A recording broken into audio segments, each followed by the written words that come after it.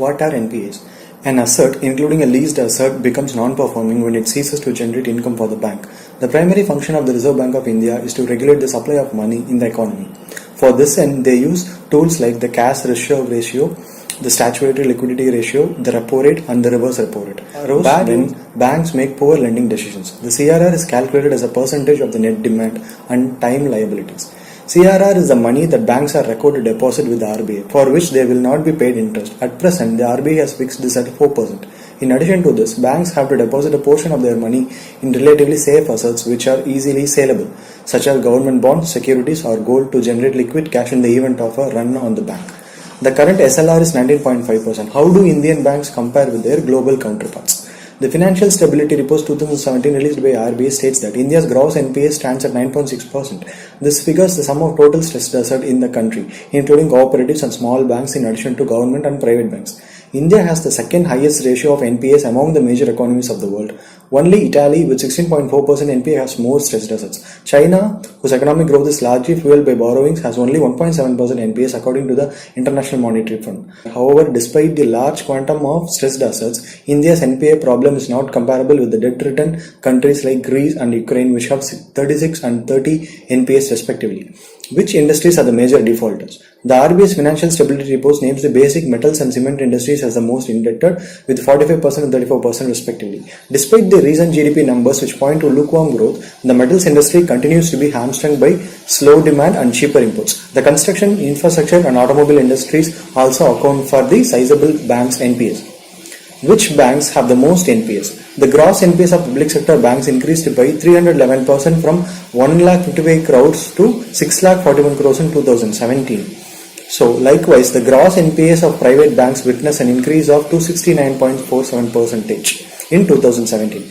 These numbers present a slight variance with that estimated by credit rating agencies, since the methodology adopted by the banks for classifying their assets vary. According to the rating agency CARE, as of June 2017, SBI leads the list of scheduled banks with the highest NPA with 1,88,000 crores of stressed assets. Punjab National Bank and IDBI Bank follow the suit with 50 crores each respectively of gross NPAs. However, among Indian banks, IDBI Bank, which has 24% NPAs, lending institution with the highest exposure to liabilities. Indian Overseas Bank 23 NPAs and Kotak Mahindra and HDFC fare between 3% and 1.25% gross NPAs respectively. GDP versus NPA measure that should be noted that India's bad loans problem could hold economic growth to ransom.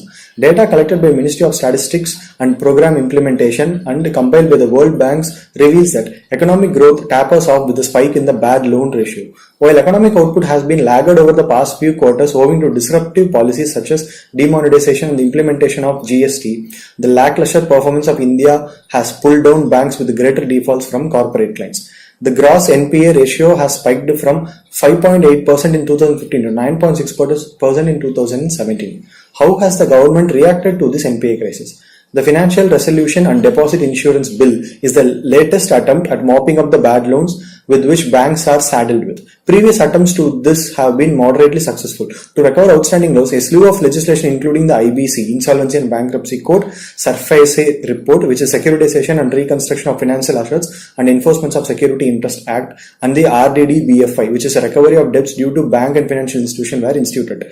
Debt recovery tribunals were also set up to fast-track the proceedings. The SurfaceA Act emphasized the ban to auction assets or properties that were submitted as collateral while sanctioning loans. Under this Act, 64,500 properties were seized in 2015 to 16.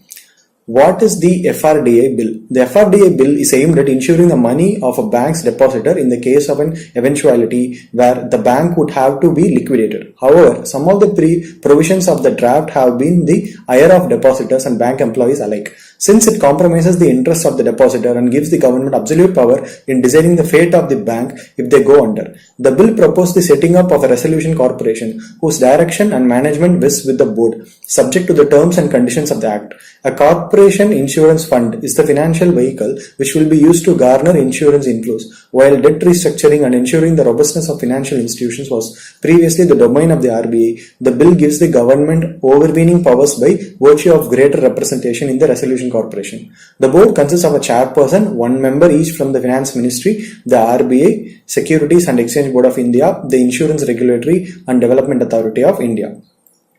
the Pension Fund Regulatory and Development Authority, 3 full-time members and 2 independent members, both of whom will be appointed by the central government. This implies that 6 of the 11 members of the board will be nominated by the government, giving it in the final say in decision making. North Block stuff war with the RBI is just one among the highlights of the proposed legislation.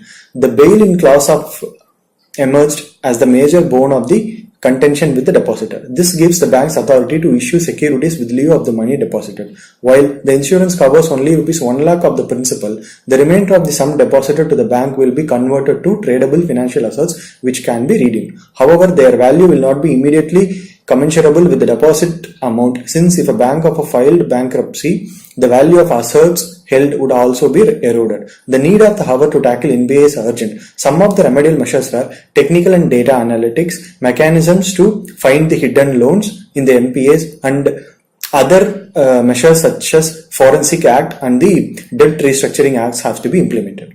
Thanks.